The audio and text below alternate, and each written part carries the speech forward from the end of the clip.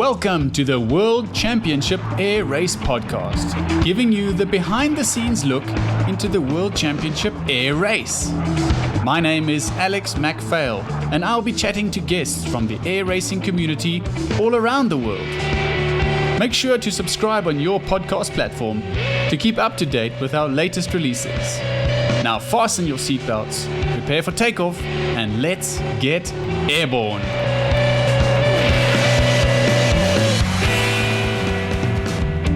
I'm very excited to announce the first guest on the World Championship Air Race podcast, Race Series Director, Mr. Willie Cruickshank.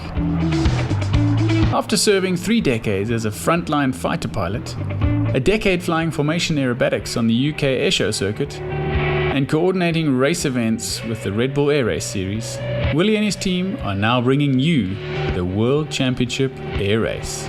Please enjoy.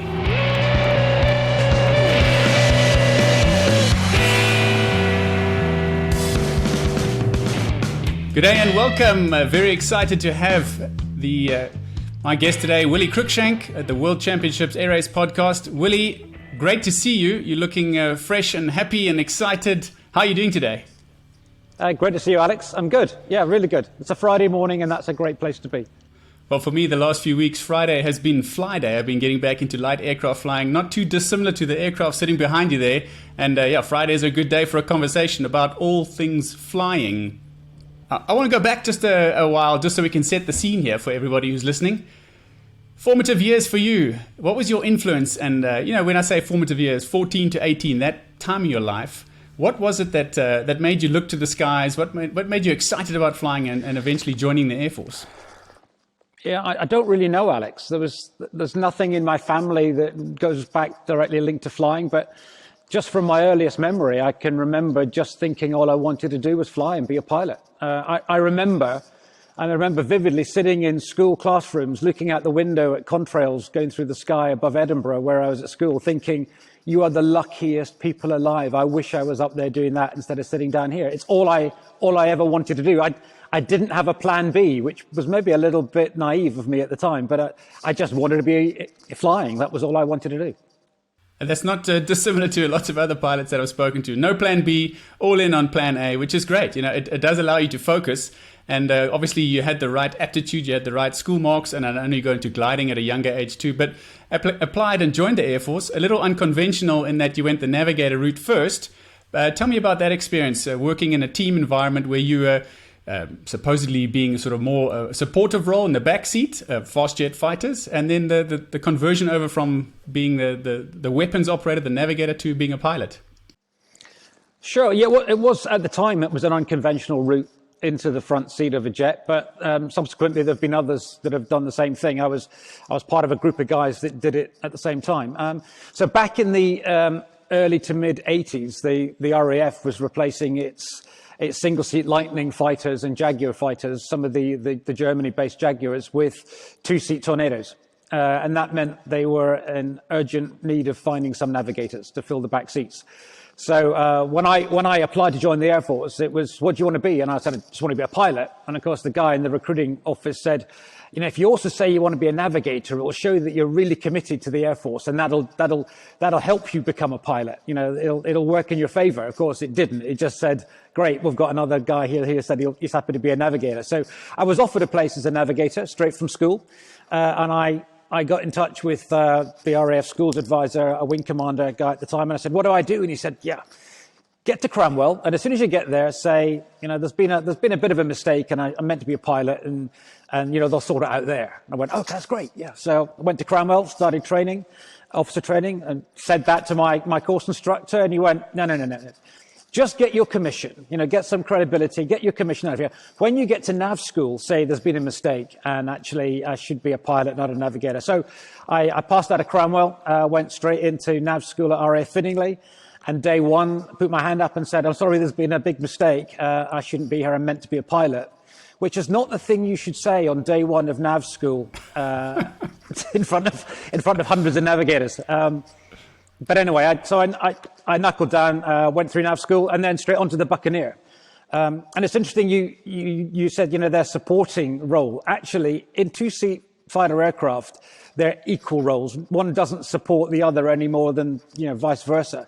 It definitely was a team effort. One person couldn't operate that airplane. It was complex when you're doing maritime strike attack, flying out over the North Atlantic or up through the Faroe Island Gap, looking for shipping targets. You need to work as a team to be able to gather together all the information and analyze it and then come up with a plan to use it. So it was great. I really enjoyed being part of a crew. I loved being in the Buccaneer Force. It was great. An amazing aeroplane. I think only the Brits and the South Africans used them. I remember when it came to the end to retire the Buccaneer, people said, what should we get in its place? And the answer was just a new Buccaneer. That was what we should do.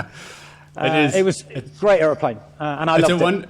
It's a wonderful aircraft. In fact, there's a gate guard, a Buccaneer on a pole about 4 kilometers from my house. And sometimes I go cycling down the road and I see it there from over the wall because it's sitting quite high up. It is just a beautiful, beautiful airplane. Lovely to see it fly. There was one flying on the airshow circuit in South Africa in the last 10 years.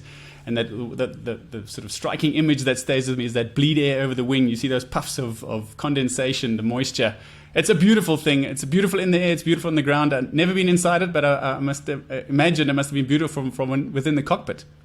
Yeah, huge cockpit, actually. And it looks like the pilot and navigator sit directly in front or behind each other, but they're offset. So as the navigator, you sit slightly offset from the pilot. So you do have a direct view out through the front windshield as well. But it's a big aeroplane. I mean, you can stand up in the back cockpit of a Buccaneer. It's big. I never that realized. Was great fun. Yeah. Okay, so you highlighted an important point there, which is really I didn't say it so eloquently, but the point being that it's a team environment. And as you put it, there's no one way or the other. You both support each other in order to operate this aircraft. Can't do it on your own. Early years and formative in your aviation career, understanding the value of team is probably something that's carried you quite nicely through. I want to fast forward a little bit to getting into the flying side. Obviously, you showed your aptitude on an evaluation. They selected you and you ended up in the fighter line years down the line. As you started to approach sort of more senior roles, flight leader, strike leader, weapons instructor, and approaching flight commander and squadron leader, what were the lessons that you learned in the early stages of being in this team environment? Even though we look at Tom Cruise, Top Gun, and we think a fighter pilot and his big ego, what were the team things that you learned early on that you carried through to being in a senior position as an RAF fighter pilot? I think the big things that I picked up were trusting in other people to do their job well. Don't micromanage, whatever it is, whether you're leading a formation or whether you're leading a squadron. You've planned it, you've briefed it, everyone knows their role on that mission, in the air or on the ground, so just let them get on with it. If you've got tactical information that you can provide them or even provide tactical direction to them, then that's fine. But, get out their cockpit, just let them fly their aeroplane. They've been selected, trained, and put in that position because they are incredible people. So just let them get on with the job. And that really was, it's such a narrow pipeline of selection to become a frontline fast jet pilot. You do end up with incredibly talented people to work with. And when you've got that in place, just work with them. And that feeling of elation when you come back from a successful mission because the team has gelled and worked together is, way exceeds anything you can ever do as an individual. That team spirit, esprit de corps, camaraderie, whatever you want to call it, is just the most exciting feeling in the world. Yeah, it certainly is. And I echo that completely. Formation aerobatics is something that I had that sort of intense feeling of being part of something bigger than you. And, frontline fighter squadrons, you regularly transversing the skies in this formation. You're going on strikes, operations together, 4 ships, 6 ships, big formation get-togethers. There's a lot of trust involved with 2 aircraft flying very close to each other, but also on these attacks, operational tours, etc. But I wanted to really just sort of summarize and highlight this time with the Air Force of your career. You spent a long time there, 3 decades. What would be the sort of overall feeling that you got of being an Air Force pilot and culminating at the point where you're very senior, squadron boss of an aircraft, the Jaguar, that you liked very much? It's a beautiful aircraft, very capable. What would you say, looking back over your career in the Air Force, both being a fighter pilot with all the esprit de corps and trust, and being that person in the leadership role, being able to share and give back to others? What is that one thing that you'd say, I'm glad I went there because I got to do this? I'm glad I went there because not one single day felt like I was going to work. It was a phenomenal experience, and I'm hugely grateful for everything I got to do. Traveling the world, being with great people, whether they were my squadron people or people from other countries, working in coalition operations in the air and on the ground, meeting like-minded great people. It really was a fantastic opportunity. I learned a huge amount, and I learned a huge amount from other people. I hope I passed on some of what I learned from the guys that I looked up to. I hope I passed some of that on to the guys that followed me. And I love being an instructor as much as I enjoyed being, a frontline pilot as well. Seeing somebody go on and progress. And now, guys that I trained on the Jaguar operational conversion unit, 25 years ago, are now group captains running Typhoon stations. It's great to see. Yeah, the full circle moment. Also, students of mine have gone on and retired from the Air Force as a major. We have these 10-year, 15-year contracts. Retired as a major. I taught them to fly all those years ago. It's the circle of life continues, and we're on this journey. Now, just to tie in a couple of things there. One being that you mentioned the sharing the joy of flight as well, and this opportunity in the Air Force. And the Air Force is obviously there. The sovereign protect the sovereign skies. There's also times as a show of force. There's also times used as an opportunity to display what does the military offer. In the RAF, what can you do in the military? And certainly a team like the Red Arrows, they fly around and they showcase engineering and British aerospace, as well as professionalism, training. There's a whole aspect to the reason for a display team like the Red Arrows. And when you talked about sitting in school, I sat in high school in 1995 when the Red Arrows flew over my school in the southern tip of Africa. It was a beautiful thing to see. Wonderful. And, wonderful for me all these years later to join the South African Air Force display team. Not quite as impressive as a 9-ship Hawk aerobatic team, but certainly a wonderful opportunity to then be involved in air shows, be involved in that time of your life where you're giving back to aviation. You've also mentioned meeting and mingling with people in the air show circuit when you left the Air Force. So I wanted to spend a few minutes on your time leaving the Air Force and getting into this Pitts aerobatic team. So how did you go about getting into the Pitts aerobatic team and your experience on the air show circuit? I got into the Pitts aerobatic team when I retired from the Air Force. You get because I'd done right up to my 44 age point, I could leave the Air Force and get a pension, a monthly payment. But also I could take a chunk of that in advance. So I took as much as I could up front as an advance and went and blew the lot on a Pitts S2B. Which was a pretty nice. gutsy move at the time, I guess. But I bought a beautiful Pitts S2B, and then with a guy that I'd met locally, a guy called Al Coots, who had built many Pitts S1s and at the time had a Pitts S2A. We then stripped it right back down, changed all the components that needed changing, recovered it and repainted it so that we had two matching color Pitts. And we formed something called the Wildcat Aerobatic Formation Display Team. And we just, it's pretty amateurish to start with, set up a little routine and started with little local events, and then it grew and grew. After about a year, Al decided he wanted to upgun his aeroplane, so he traded his S2A in for another S2B, and we had a pair of them. And we, over the next 8 or 9 years, we flew over 100 public displays over UK, Europe. Some great flying experience memories of my life come from flying as part of Wildcat. When you're flying in a Pitts S2B with, it's got an altimeter and an ASI and a VSI, and that's about all you get in it. And you just get on and fly, and it was great fun flying. I loved every part of it. I'm sure this was a big. Go for it.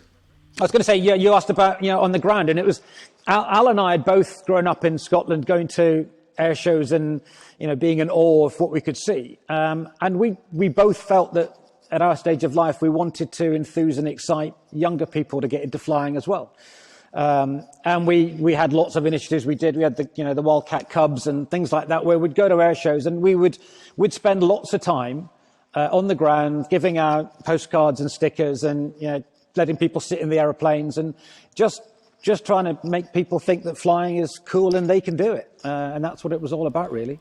and real and tangible. When you sit and talk to the pilot in his uniform, you can touch the wing of the aircraft, sit in the cockpit. It feels so much more real that you can see this is just another person. Sure, you have to put in the work to get there, but you can do this too. Also, the airshow time was really a nice time to kind of give back and just see people that they're just besotted with this thing. You've done something incredible, but really, as you said earlier, it wasn't even a job. It was just something you loved doing. And an incredible opportunity to be involved in 10 seasons you're involved there. How did you guys operate in terms of leader and wingman? Did you mix it up?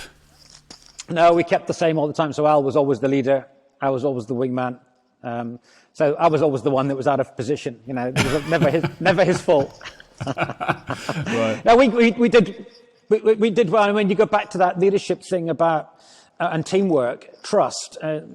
Formation aerobatics is probably one of the pinnacle activities when it comes to having ultimate trust in each other. You know, whether you're going head to head at 400 miles an hour closing speed or whatever you're doing, you're coming out of a loop and you're just clinging onto the wing of your leader. He's the one that's responsible for, terrain clearance and avoiding everything else. And you just have to say, I trust you to do your job properly, and he trusts me to do my job properly. And if we both do our jobs well, we do a good show.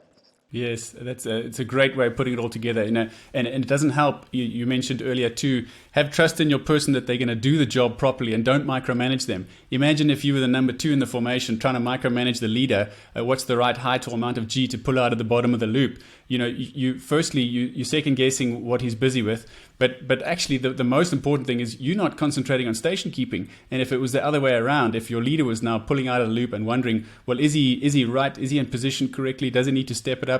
And he's concentrating on what the wingman's doing. He's not concentrating on keeping the safety altitude for this formation. So it's a great example of have the trust in the team, brief well, execute with precision, review what you've done, but give that complete trust and authority to the person that's supposed to do the job to get on and do the job, and the results will speak for themselves. Yeah, I think if you retain the that right of intervening and saying something for when there is an absolute essential need to say something and react, then people, when they hear your voice, they go, what is it? If there's somebody just incessantly chipping in, then you tend then not to be alerted when someone comes up and says, brake left or whatever it is that you've got to do. So it's important that you just use that radio when you need to, rather than just constantly getting in each other's cockpits. That's right. Okay, now so this time in your life now is 10 seasons on the airshow circuit. I mean, some would consider you're a veteran of the airshow circuit with having 10 seasons. Obviously, you got exposed to lots of different things, and then the Red Bull Air Races come across your desk. So how did you get involved in Red Bull Air Races? I kind of got into that because one of the guys that I knew in the air race contacted me and said, hey, these guys are looking for someone to come out and head the aviation and sports department. We think you'd be interested in it. Are you? And I said, yeah, I'll take a look. So I got in touch with them, went out to Salzburg, had an interview, and then went back out there 3 months later and started the job. It was great fun. Okay, so you worked there, I think it was around 2 years. You were part of the Red Bull Air Races towards the second iteration of it, and the sort of last bit of time you left just before it closed down. But what was your day-to-day job doing the aviation and sports? What would you do on a day-to-day basis? So I was there for just over a year, and it was no 2 days are the same in something like the air race. Aviation was everything from planning future race events, getting permission from a local aviation regulator to do what the air race did and does, planning tracks, designing tracks, liaising with the race teams to make sure that they're all happy, liaising with the technicians to make sure that the technology that we're developing is all going well, liaising with the teams to make sure that their modification programs are within the regulations, amending the regulations, lots of communication with people. And really, it was my personal job was more about that leadership and coordination aspect of it. There were experts that did permissions, experts that looked after the rules, experts that looked after the technical side of things. Mine was kind of just bringing them all together and trying to keep a happy family going. Okay, so it must have been wonderful skills that you'd learned in your 3 decades in the RAF. Culminating as a squadron boss of an operational squadron that is deploying.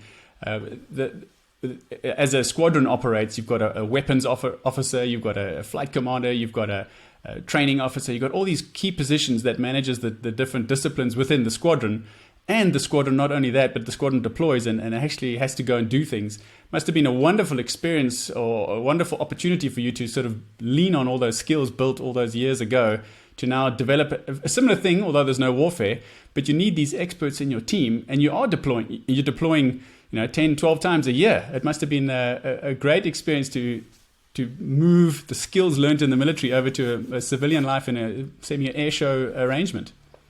It was, but it wasn't that cut and dry. So in a squadron, you've got an XO, the executive officer is your right-hand guy that you work with on everything. And it was the same with air race. And my right-hand guy is a guy called Jim DiMatteo, who was a US Navy F-14 pilot and went on to be the commanding officer of Top Gun.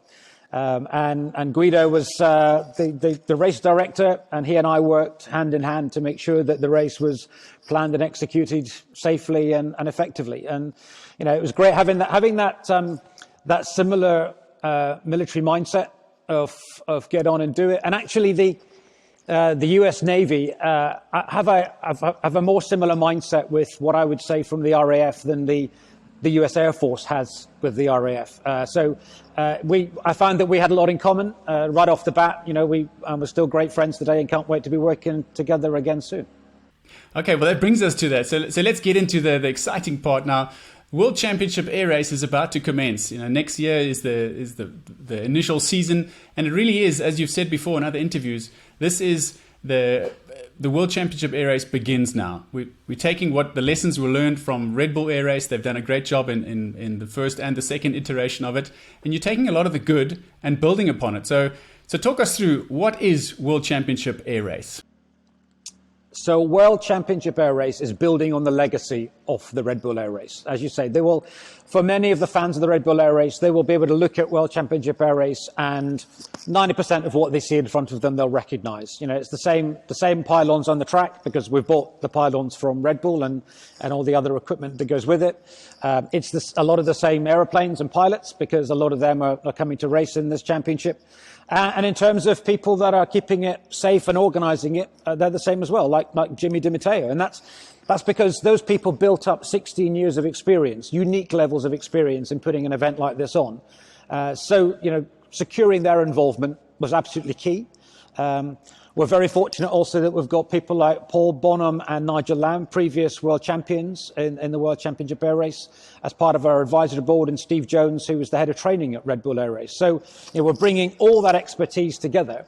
But we are different. We're not Red Bull Air Race version 3. We are the World Championship Air Race. It is a new organisation. It's a new championship. We're again working with the FAI, so the world's air sport governing body. Has a 15-year sanction with us, which is fantastic, and we're working with them. They are our regulator in terms of rules and regulations and our sporting credibility.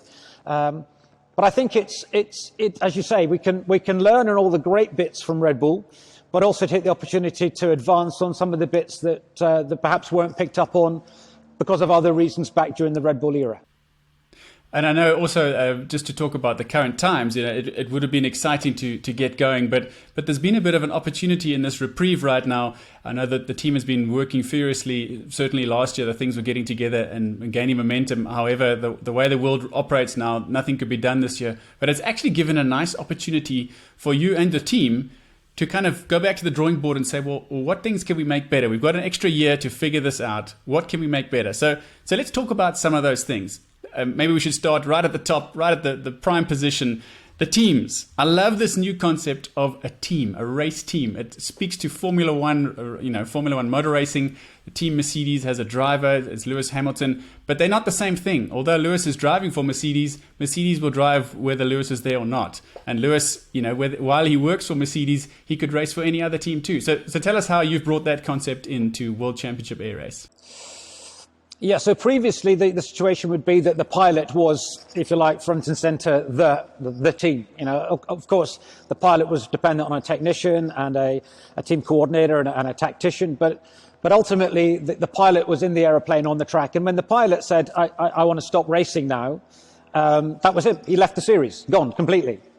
and everything that team had brought to the series went with it. All their experience, all their learning, all the benefits they gained just dissipated away. So what we want to do is say, well, no, actually the team, just because the pilot wants to stop racing, the team can still be there as a race team. The pilot jumps out the cockpit and another pilot can go in, like you say, just like in other motorsports. So we are much more of a team-based championship where the pilots can come and go out of the cockpit. If you're a high-performing pilot, you might be around for a bit longer than a poorly performing pilot who's at the end of the season let go, I think is the phrase they use. And of course we have the second tier of racing, which is the GT series, where these team owners and principals can look into it and say, I'd like to hire you to come and be my pilot in the GP1 class. And that then provides a role of progression through.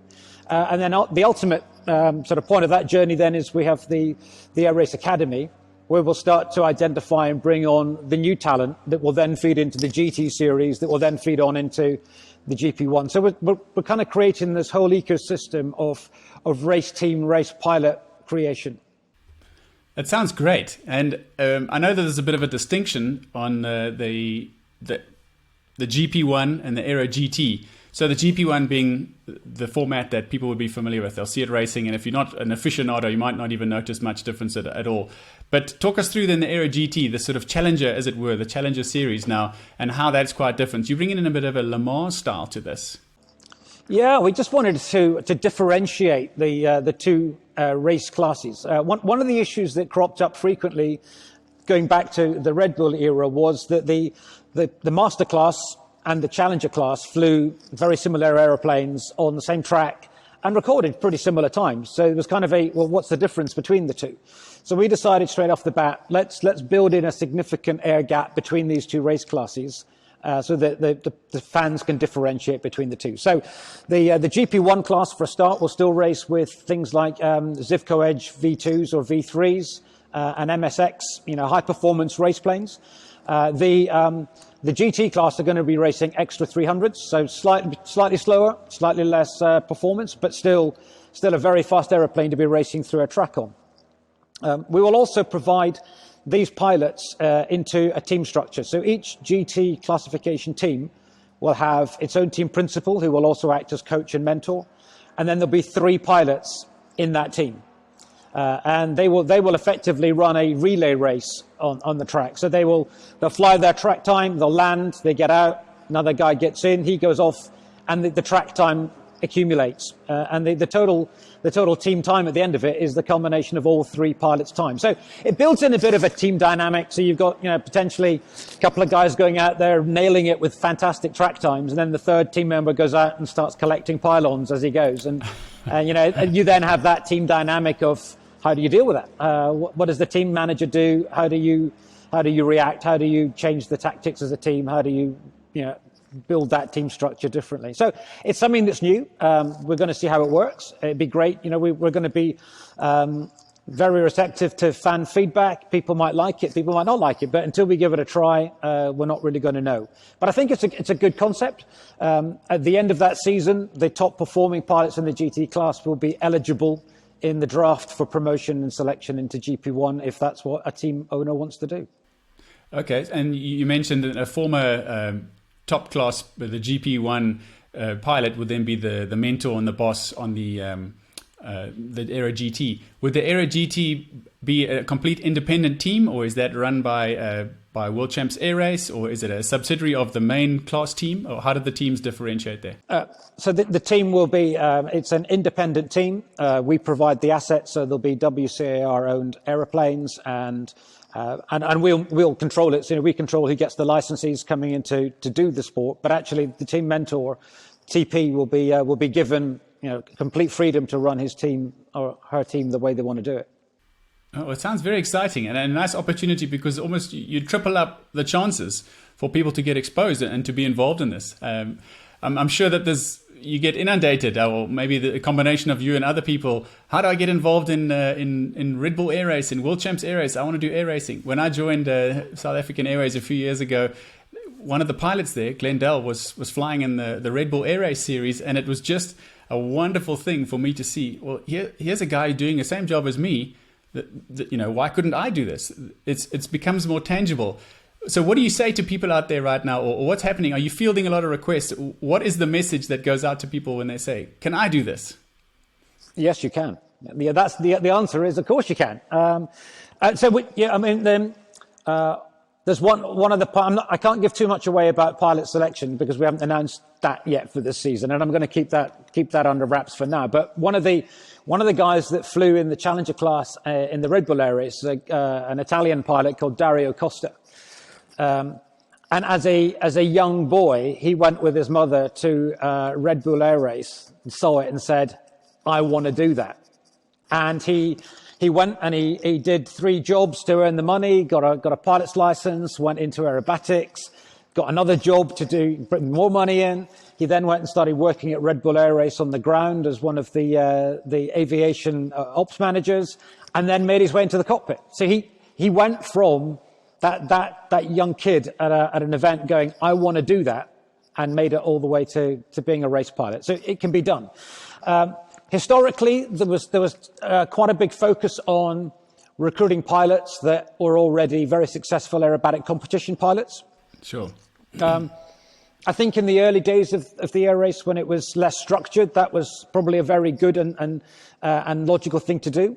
But as the air race has progressed, I think there's been a recognition that you don't need to be a championship aerobatic pilot to be successful in the racetrack. And actually being a really successful aerobatic competition pilot doesn't mean you will be successful in the racetrack. Sure.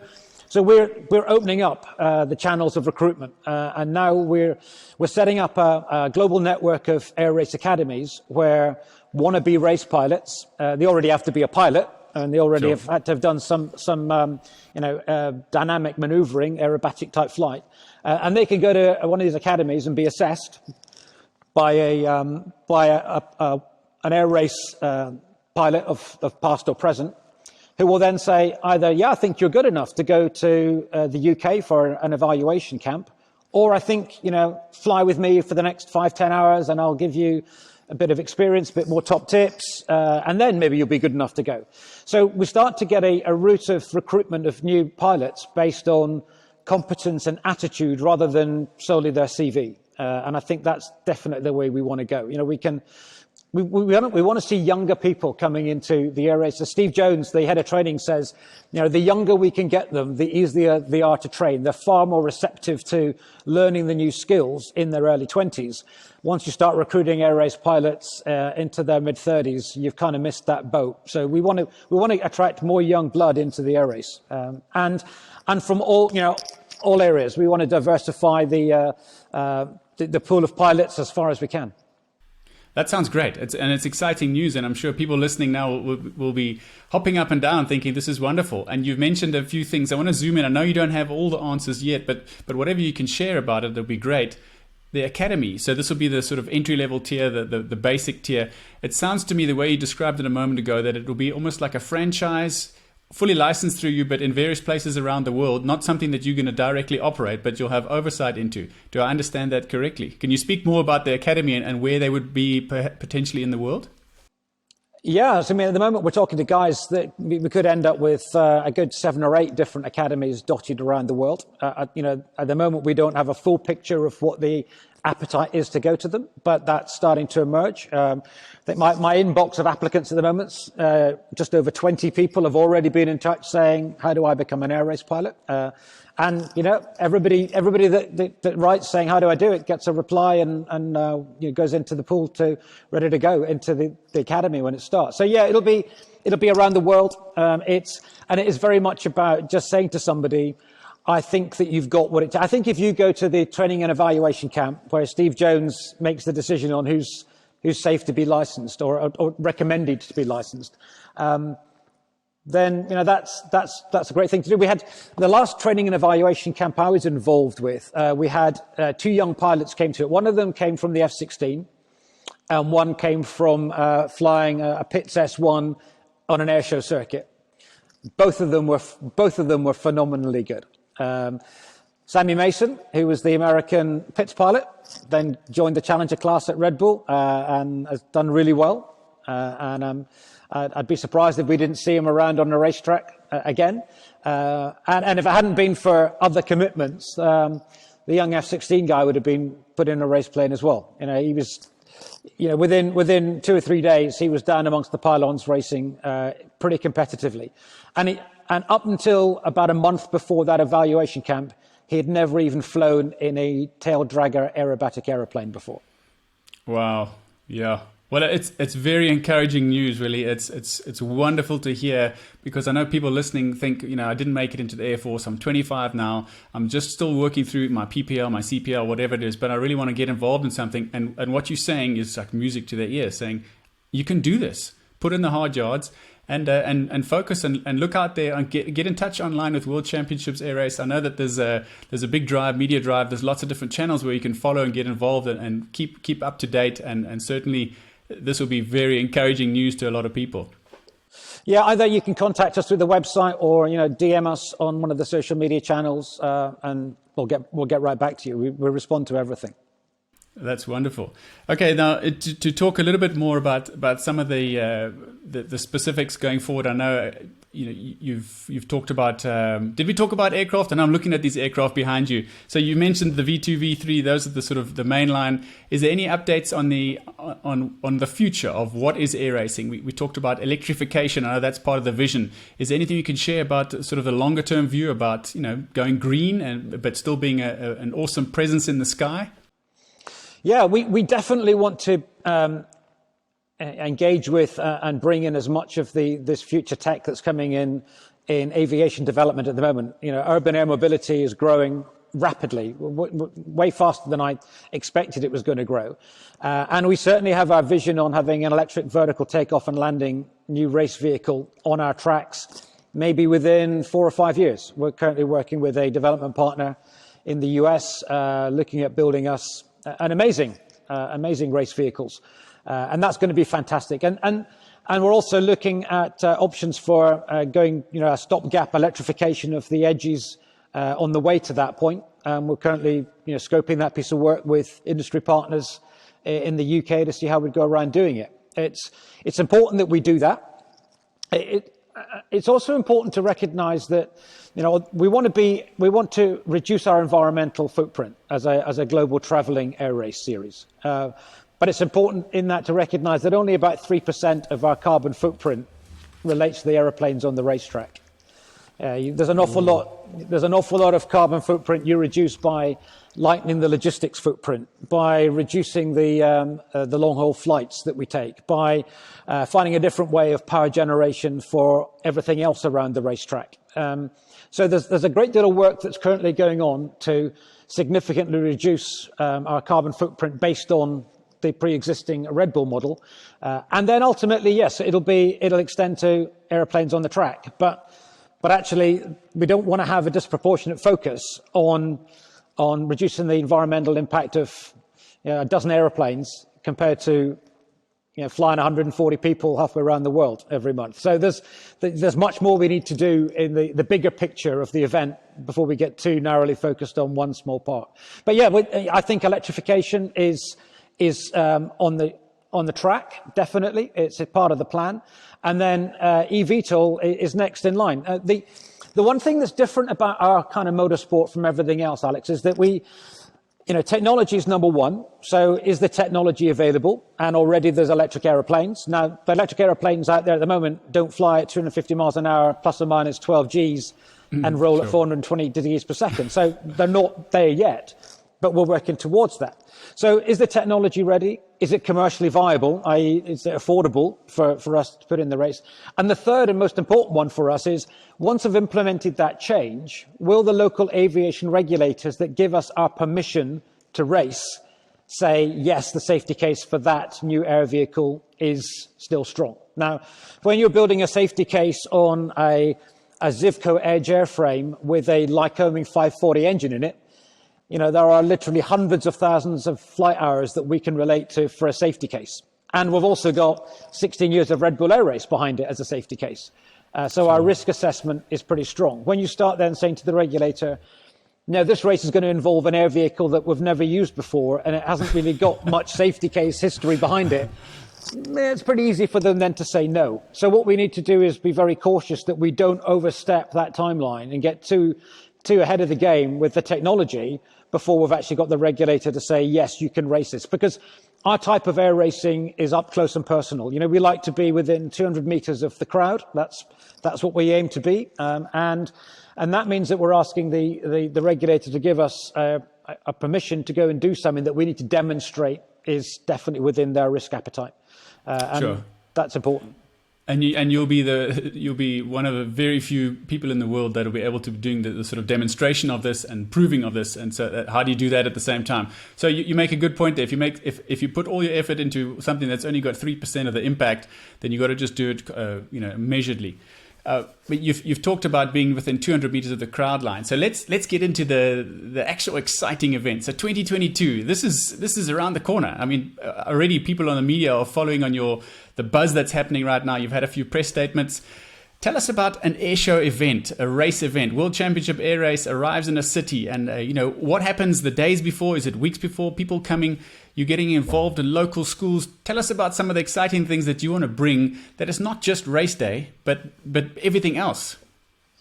Yeah, so the planning takes a long time. A year out, we're starting to plan with the host cities, and we'll be announcing those in the coming months and where we're going to be. But a host city is about finding a partnership where we come and do what we want to do in terms of racing, but also promote the city in a way it wants to be promoted, whether that's as a technology hub or a tourism hub or both. It's working with that local government to say, how can we come and be a really good partner for your city to promote what you're doing and excite your public? The feedback that we get after air racing is always phenomenal. Very, very high approval ratings, people getting really excited by what they've seen.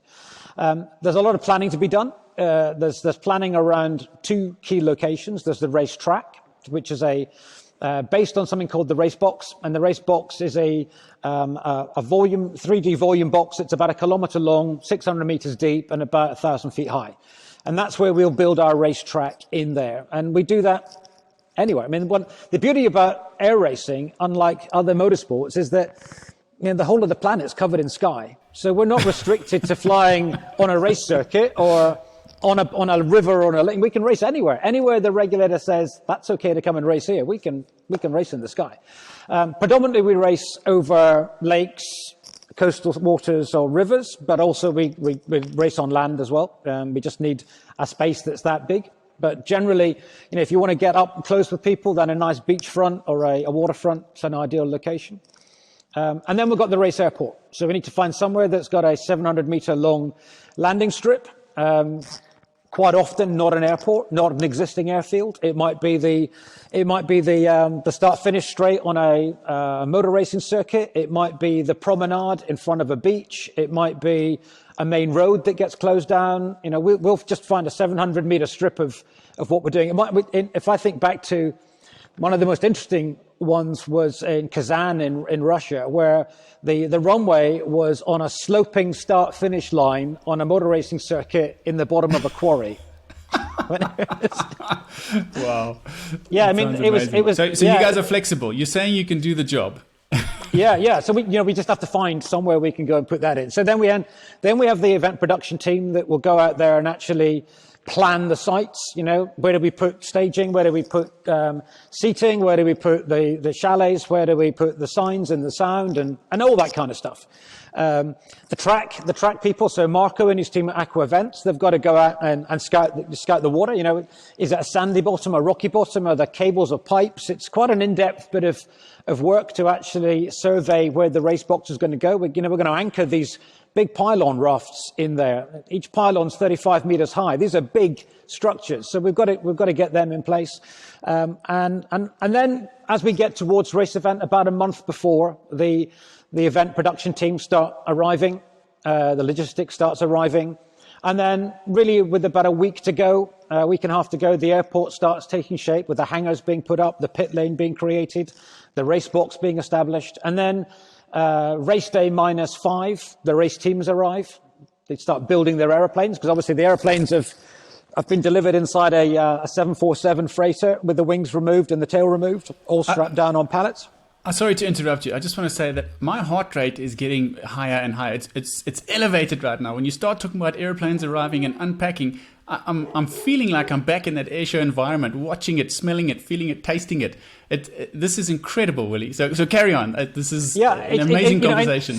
In real life, it is. So, the Race Airport on the last day of Race Airport construction has a vibe. The next day, when the teams are in there and the planes are being unpacked, it transforms. It then becomes into an airport. And this is an airport that might be in a city centre or in a quarry, anyway. And it's and that's a really exciting bit of work. So the airplanes have got to be built. There's all the briefings to be done, and then the pilots take the airplanes off for shakedown flights. They've got to just go out there and check the airplanes are okay, and then build up their G tolerance. They're going to spend the next 3 or 4 days, up at 12 Gs some of the time. So they're getting their G tolerance done. And then we work towards then getting onto the track for a bit of testing and practice, and then we're into race weekend. So there's all that stuff going on.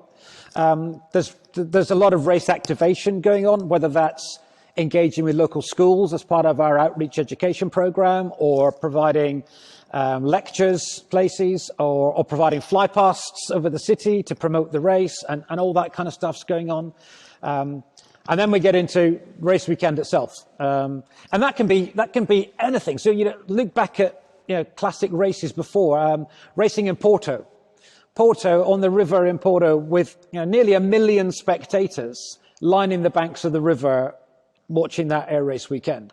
Or it could be somewhere like a motor speedway stadium in the US, where you've got 20 or 30,000 people, but they're in stadiums looking down on a racetrack where they used to see cars driving around in circles. So it's that kind of location fits in. We're adaptable, and we'll fit wherever we can. And then the next sort of new thing that we're bringing into this is recognizing that if families are going to be coming to the air race and being there all day, we don't want them to go home at 4 or 5 o'clock when the racing's finished. The party's just starting.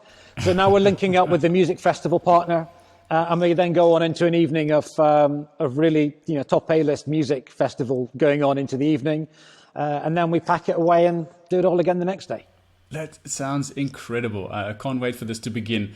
The point that you want to bring in the local community, fly past over schools, maybe some lectures in some schools, bring in people that ordinarily wouldn't get a chance to be around aeroplanes, just to smell it and taste it and touch it, and it's just a wonderful opportunity, and must be a great thing. And are you getting requests from cities all around the world? Are you getting flooded? Please bring it here. How do people go about doing that? What's the best approach to get your name known as a city that wants an air race?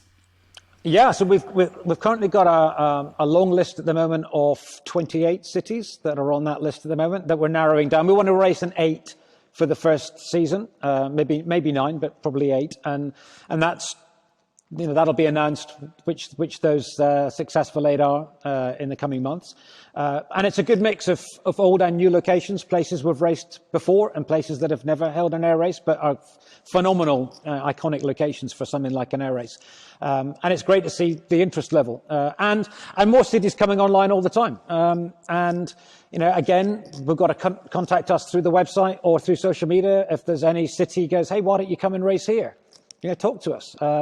Like I said, all we need to find is that space somewhere in the city we can come and build a track, and we'll be there. I have a feeling that you're going to get flooded after this episode goes live. So good luck dealing with it. And I think it's going to be a wonderful opportunity. So we spoke a bit about a calendar. You can't give away anything yet. There'll be an announcement coming soon. But I get the sense that this is littered all over the world. This is not concentrated in a certain area. Is there a goal to reach every sort of space of the world? Or is it just kind of working out that way? No, there is a goal to reach every space of the world. And there are parts of the world that are places not been raced in before. I mean, we'd love to go and do a race in India. Working with you guys, would love to come and race in Cape Town. That would be one that we'd love to get squared away as well as moving into China and parts like that. We're not an American or European centric race. We will race at locations all over the world. It's a world championship, and it's exactly what it's going to be. That sounds amazing. Now, I know that you're also planning a bit of a launch, a get-together, a bit of a media buzz coming in the summer, the European summer. Is there anything you can share about us just to keep us going until that occurs? So we haven't nailed down an exact date yet. You might not be aware, or your viewers might not be aware, but we're still in COVID lockdown over here in the UK. We've got severely restricted movements and what we can do in groups. So we currently have a nominal date when that sort of terminates, and we can get potentially back to some sort of level of normality when we could do a live launch event here in the UK. So we're just monitoring that at the moment, and we'll be announcing that date with a good couple of months to go before the event happens. But yeah, we're going to have a live event here at Sidewell Airfield where we can bring in people and see what we're really doing. Oh, that's amazing. That's really going to be nice. Looking forward to that. Just a question on, I know that the first season is the build-up, 8, maybe 9 cities. Considering that maybe not the whole world will be as advanced as other places to get the sort of vaccinations, etc., do you foresee that even though a city has agreed, if they're not in a position to have crowds, would you do an event knowing that the value can still bring to your race organization and the city, even though it's a bit more virtual and online rather than in-person event? That's not kind of a binary yes/no answer to that one, Alex. I think every city will be taken on its own merits to see how that works. Every city race has a completely unique business model around how that race works. So we'll certainly look at each case. But yes, I think I would say that just because there aren't large crowds permitted to attend doesn't mean that the race wouldn't go ahead. But this is very much a partnership. You know, the air race and the host city are partners in this event, and it's about how we work together to do whatever is the right thing to do. It's not about us making that decision and saying we're going to come regardless. It's about working with those city partners and saying, hey, what do we do? How do you want to play this? At the moment, the cities we're talking to are relatively optimistic, as are we, that starting in February next year seems to be a realistic timeline to plan on. But obviously, we've got contingencies in place for pretty much every eventuality should we have to face it. And two more points that I want to bring out, then we can sign off this wonderful conversation. Willie, I know that there's an event planned. Is there anything you can share towards the end of the year, the sort of first proper training camp once you've done the launch mid-year, and then getting down to the nuts and bolts? The team can shake things down, you can practice your track setup, etc. Anything you can share with us on that? Yeah, so before the first race, there will have to be a training and evaluation camp where we evaluate the new technology. So we're working with a bunch of guys that we've worked with before. They're called Octuple, and they are race technology development company, and they're developing brand new race technology to go in every aeroplane that gathers all the data from that aeroplane that we can use for judging, but also it helps the team to download and use for their tactical evaluation. It also gives us a new TV feed. We're really pleased to be working with a major UK TV production company called Aurora Media Worldwide. And you know, we're currently working with them and Octuple to look at what the camera setup is going to be on the aeroplane. It could be significantly bigger and more exciting than anything anyone's seen before. We want to give a much more immersive feeling when you're engaging with the air race on your whatever streaming platform you're on, TV or your iPad or phone or laptop, whatever it might be. So we need to check that all that gets integrated and works properly before the first race. And we also need to get the pilots back on the track just to get back in the groove. So we'll be doing that somewhere in probably, I would think, October, November this year. We just have to nail down the date and the location. There's a couple of options that we're looking at the moment, but those tend not to be open to the public events. But we'll certainly provide televised coverage of what we're doing, get people involved, lots of behind-the-scenes activity, and that's part of what we want to do in our different form of air racing, is provide a much more behind-the-scenes interactive element of how fans can engage with the race. You know, there is so much to what makes an air race exciting than just seeing aeroplanes flying through pylons on the track. And I'm not just referring to landing in quarries. You know, there's a lot of exciting stuff. You know, seeing elite athlete sportsmen, these pilots, and when I say athletes, I mean these guys are subjecting their bodies to 12 Gs on a regular basis, 12 times the weight of gravity pulling down on them. They've got to be super fit guys to go and do this over a whole race week. So they definitely deserve to be recognized as elite athletes. And you know, it's important that they're in the right physical shape to go and do this. But also, you know, we can provide an insight into how they do that. How do you train to be an air race pilot? Some of the guys already on the social media streams put out some really weird and wonderful techniques that they use to get their hand-eye coordination, their fine motor skills, their G tolerance. How do you do all that when you're not on a racetrack every day? And it's important that we can share those stories. So there's going to be an awful lot of additional content that we can share with people to provide maybe a greater detail of insight into what it's like to be an air race pilot. Sure. I look forward to that, and certainly the way tech's moving. I mean, the camera technology alone, never mind the opportunity for the data feed.